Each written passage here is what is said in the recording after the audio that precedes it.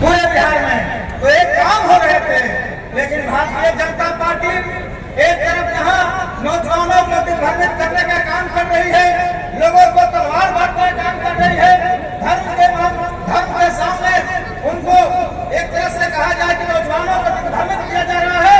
और 17 वर्षों में पहली बार इस बिहार में पढ़ाई लिखाई का माहौल बना, रोजगार का माहौल बना। 10 वर्षों से भारतीय जनता पार्टी की सरकार चल रही है और उस सरकार में आप लोगों ने देखा कि 20 करोड़ रोजगार अभी तक एक भी रोजगार नहीं भारत सरकार ने काम किया है।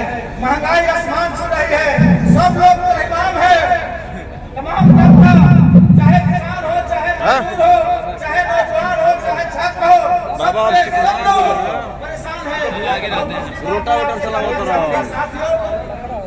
अभी बिहार विधानसभा में फ्लोर टेस्ट हुआ, 12 फरवरी को फ्लोर टेस्ट किया गया। हमारे तमाम माननीय विधायक यहाँ बैठे हुए हैं और फ्लोर टेस्ट में क्या हुआ, 3 राजद के विधायकों को ईडी और सीडी का डर दिखा करके, भय दिखा करके उन विधायकों को तोड़ने का काम किया गया। और मैं आपको एक गारंटी देता हूँ साथियों कि हम लोगों ने भारतीय जनता पार्टी के खिलाफ में लड़ने का काम किया और भारतीय जनता पार्टी जो मोदी की गारंटी वाली पार्टी है, उसने भी अपने विधायकों को गया में 3 दिनों तक प्रशिक्षण शिविर के नाम पर इन्होंने रिसोर्ट में बंद किया था। लेकिन हम लोगों ने गारंटी कहा, मैं जगदीश सिंह में गारंटी देता हूँ कि हिंदुस्तान हमारे 12 विधायक ने महागठबंधन के पक्ष में मतदान करने का काम किया। जब नरेंद्र मोदी ने देखा हिमालय को तोड़ा नहीं जा सकता है, तो उन्होंने हमारे विधायक को, अज्ञान के विधायक को जुटन करने में आजीवन कारावास सजा दे दी गई।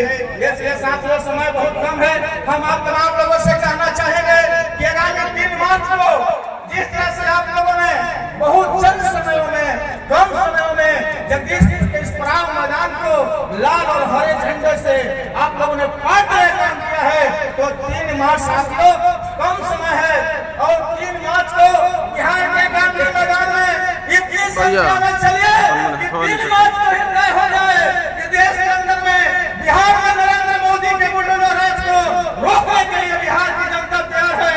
और 3 मार्च में तय हो जाएगा कि नरेंद्र मोदी को उखाड़ करके इस पर फेंकने का काम किया जाएगा। इंडिया गठबंधन पूरे हिंदुस्तान में मजबूती के साथ लड़ रहा है, मजबूती के साथ खड़ा है। लोग कह रहे हैं कि नीतीश जी चले गए, अब क्या होगा इंडिया गठबंधन का? अब तो इंडिया गठबंधन के सूत्रधार ही चले गए।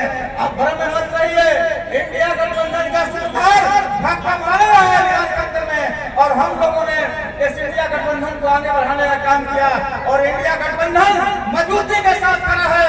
और 2024 के लोकसभा के चुनाव में साथियों, पिछली बार के जो लोकसभा का चुनाव हुआ, अब सब लोग हुआ है, अब सब लोगों ने मतदान दिया।